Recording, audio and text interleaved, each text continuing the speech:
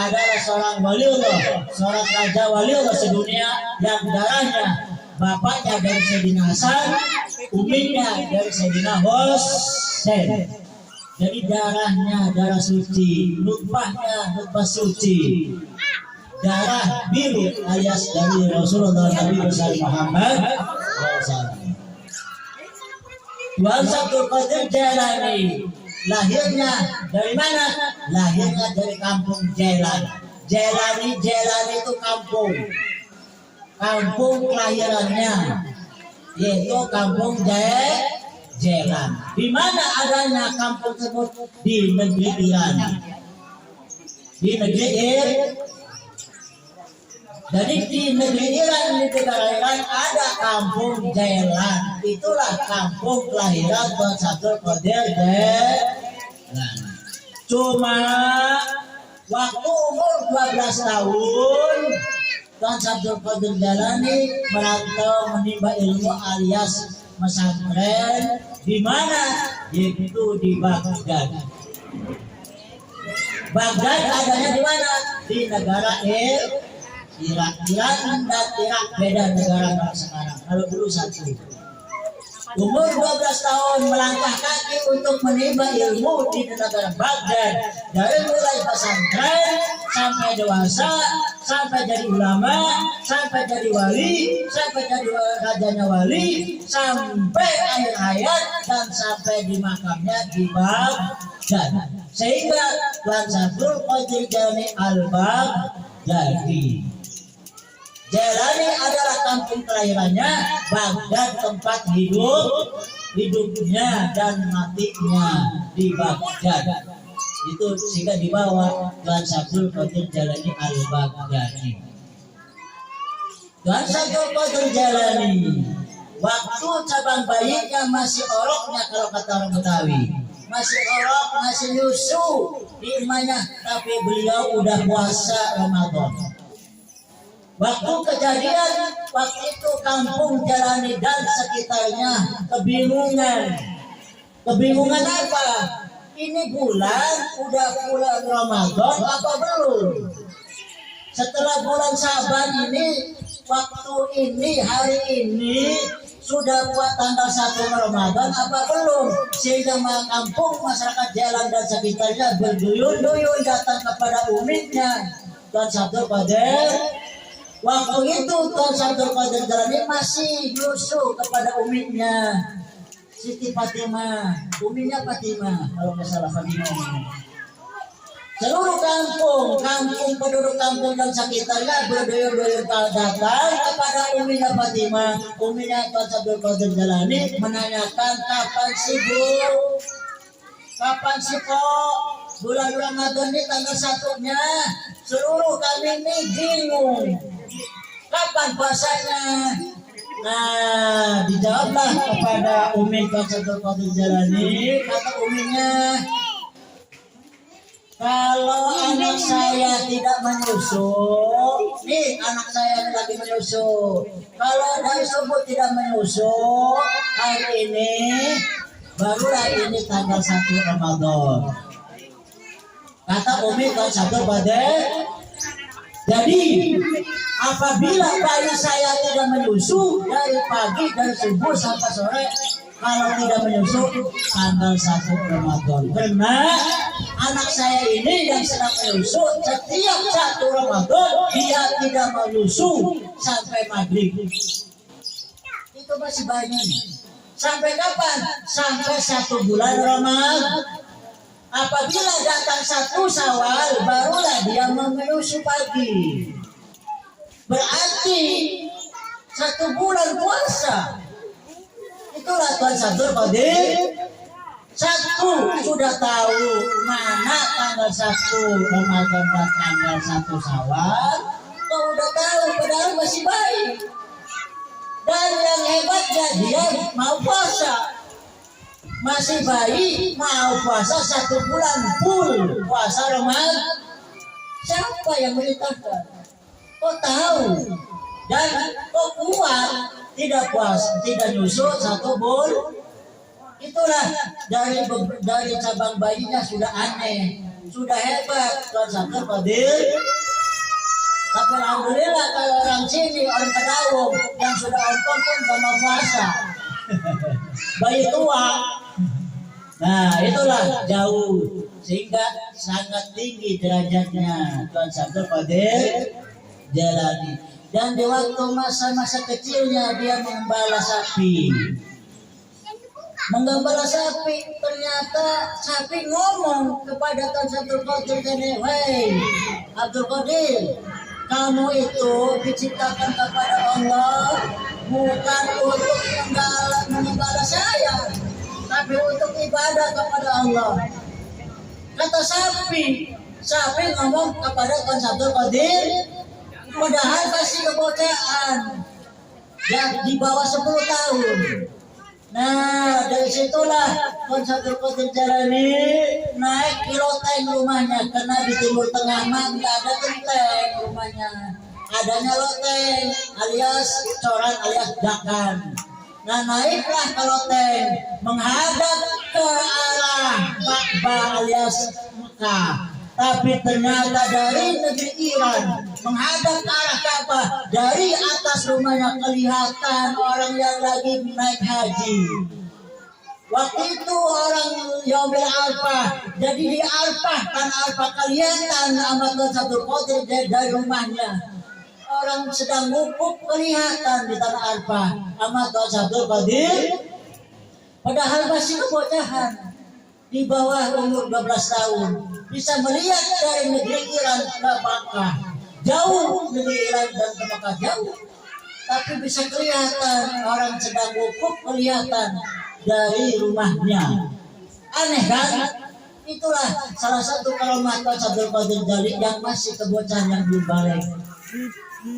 Nah, jadi singkat ceritanya, umur 12 tahun Tuan Sabtu Qadir Jailani berangkatlah pesantren menuju ke Baghdad.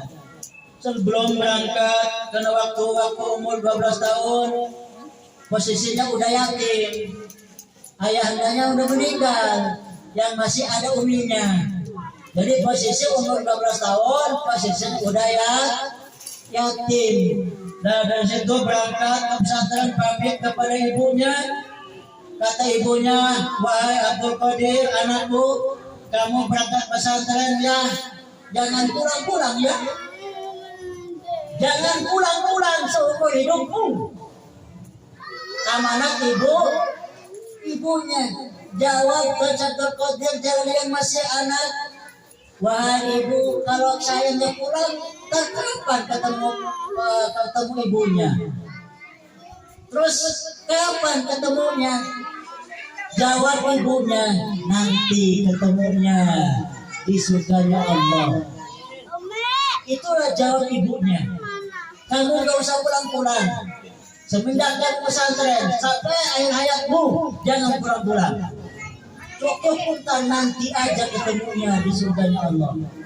Nah setelah berangkat, sebelum berangkat, pesan ibunya kepada anaknya, "Wahai anakku, di waktu itu membawa bekal pesantren, membawa uang sekitar 40 dirham. Kebetulan waktu zaman itu rawan begal, rawan rampok. Jadi ada jalur jalan menuju Baghdad. Di jalur jalan itu banyak begal. Yang siapapun yang lewat, yang membawa harta benda pasti dibegal. Nah sehingga uminya menaruh uangnya diketek baju, bagian ketek dijahit, disulam, supaya maksud tujuan uminya kalau diketek kan kelihatan, kena kelipet dengan tangan supaya aman lah. Nah sudah selesai dijahit, uang itu diketek di baju keteknya Tuan Sabtu Qadir Jailani waktu masih anak-anak. Sudah berangkat, mau berangkat, kata uminya, amanat kepada Tuan Sabtu Qadir yang masih kebocahan, "Wahai anakku, kamu jangan sekali-kali bohong." Kata umiknya, "Kamu sebelum kamu jangan sekali-kali bohong, kamu harus jujur." Cuma satu amanatnya kepada anaknya. Setelah teramanati, berangkatlah ke Abdul Qadir dan lari bersama siapa? Bersama rombongan pedagang-pedagang yang dari negeri Iran menuju negeri Baghdad alias Irak. Berangkatlah sama orang-orang berniaga berdagang.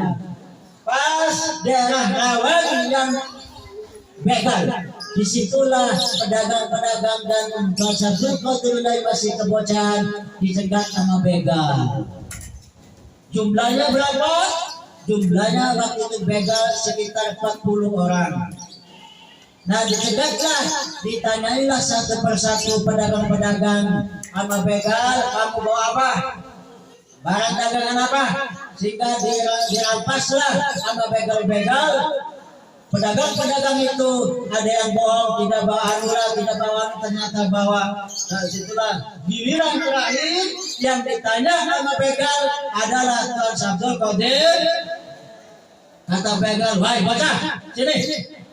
Kamu dari mana? Jalan. Mau ke mana? Baghdad. Mau ngapain? Mau santren. Bawa apa?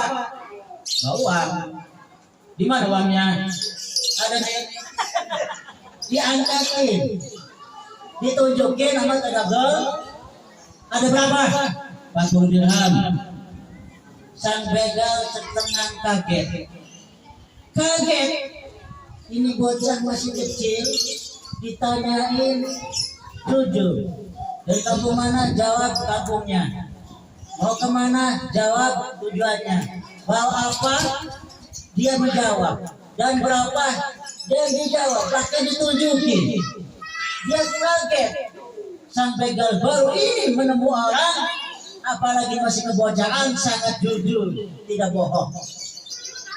Nah, si begal ini laporan sama rajanya, sama ketuanya. Kata sang begal anak punya sama ketuanya, ketua laporan. Kenapa? Ada kejadian aneh. Aneh apa? Jadi ada anak-anak yang masih kebocahan. Saya tanya, dia selalu jawab. Ditanya dari mana, dia jawab kampungnya, tujuannya dijawab. Dan yang kagetnya, dia bawa apa, dia jawab. Dan bawa berapa dia jawab, bahkan ditunjukin. Taruhannya di mana? Sang ketua kaget juga. Yaudah sini panggil, siapa? Bawalah Tuan Abdul Qadir di depan ketua begal. Nah, sang begal ketua pun kaget karena menanya, "Hai, bocah, kamu dari mana?" "Jalan." "Tujuan mau kemana?" "Baghdad." "Mau apa?" "Pesantren." "Bawa apa?" "Uang." "Berapa?" 40 dirham. "Di mana?" "Nih." Tunjukin. Nah, disitulah ketua pun kaget. Kagetnya apa? Ini masih kebocahan jujur. Saya pun yang daun goblok, yang tua suka bohong. Tapi ini masih kebocahan jujur. Nah, ditanyalah, wahai bocah, bocil. Kamu bisa jujur ini apa alasannya? Alasannya apa sih kamu jujur? Kata Tuan Abdul Qadir yang masih kebocahan jawabnya, wahai begal, saya jujur karena saya mau berangkat teramanati oleh ibu saya. Umi saya amanat kepada saya, kamu jangan bohong seumur hidup kamu. Kamu harus jujur, sehingga saya jujur pada kamu. Segitulah sang begal yang umi saya gede, tampang serem, nangis di depan Abdul Qadir. Dia nangis di depan Abdul Qadir jalan. Di depan anak kecil. Dari situlah ketua begal tobat, dia pengen ikut Abdul. Di situlah baiat, wahai Abdul Qadir, saya pengen ikut kamu dimanapun kamu berjalan. Saya mau mengikut dan kami pengen jadi muridmu.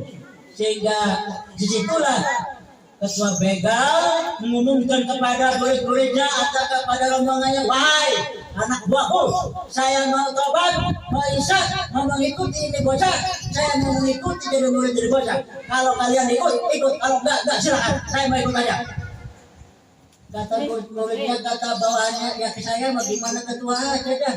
Kalau ketua sayang ngidul, yang ngidul lah. Sayang mulon lah.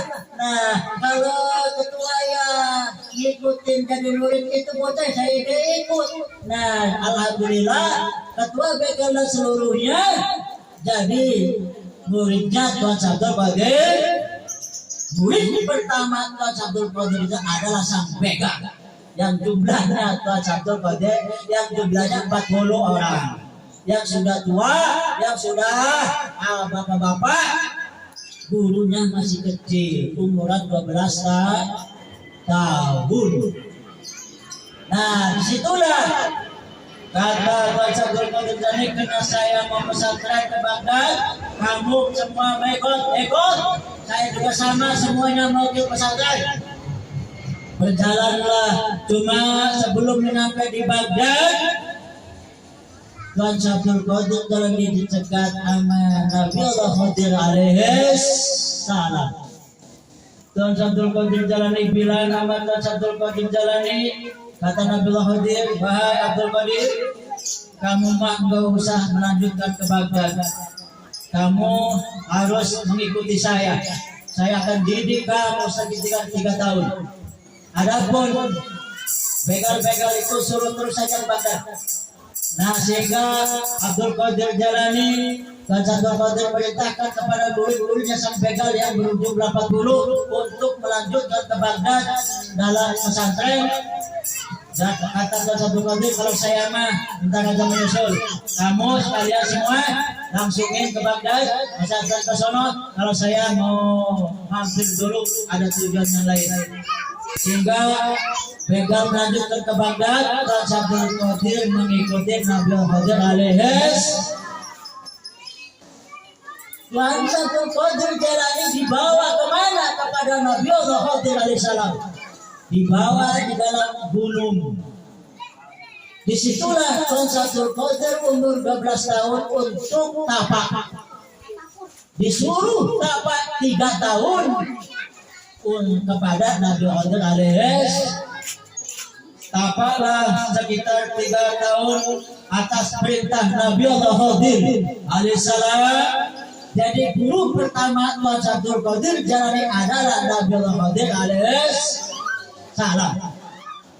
Tapak 3 tahun, tapak pertama, tahun pertama diganggu, digoda dengan didatangin binatang-binatang buas. Singa lah, macan lah, harimau lah, serigala lah, seluruh binatang-binatang buas menghampiri Tuan Sabdul Qadir dalam 1 tahun pertama.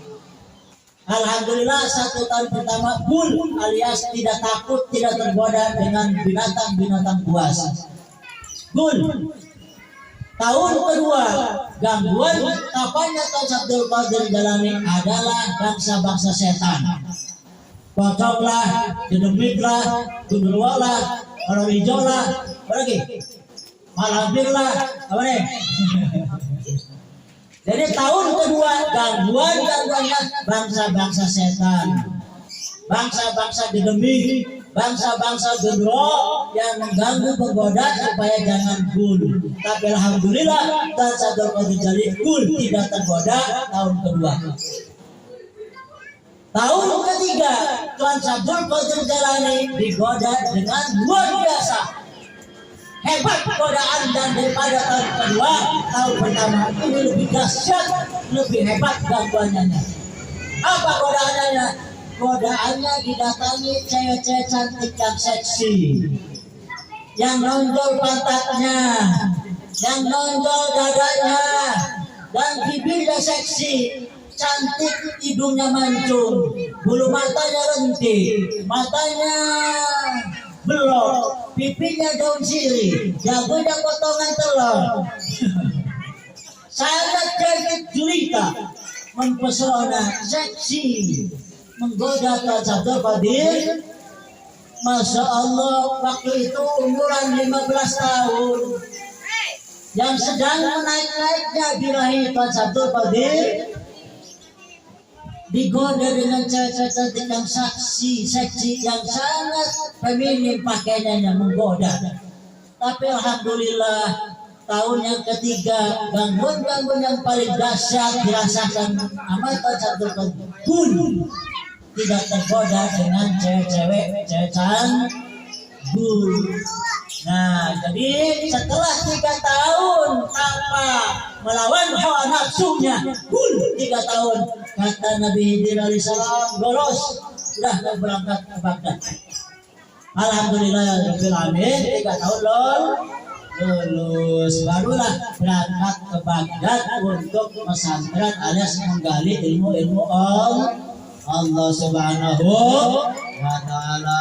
Sampai sekarang yang namanya pondok pesantren khususnya Salafi, di samping untuk menggali ilmu Allah dan mendidik kesabaran, ketakwaan, keikhlasan. Sehingga di pondok pesantren jangan pacaran, jangan demenan, jangan ini itu. Intinya dididik supaya jangan nurutin hawa. Kebanyakan di pondok pesantren angker, banyak yang nemu pocong lah. Itu pesantren. Di mana saya kota? Pulang pesantren, saya pesantren di Gresik, di Cisoka, Kringing, di Pasar Kemis, di Sukabumi, itu angker semua pesantren.